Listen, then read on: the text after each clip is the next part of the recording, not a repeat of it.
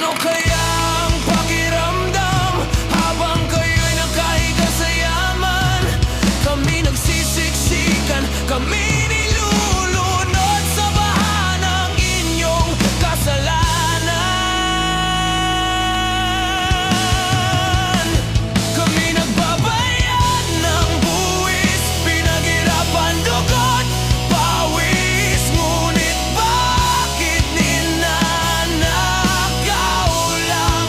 Mahiya naman kayo! Mahiya naman kayo!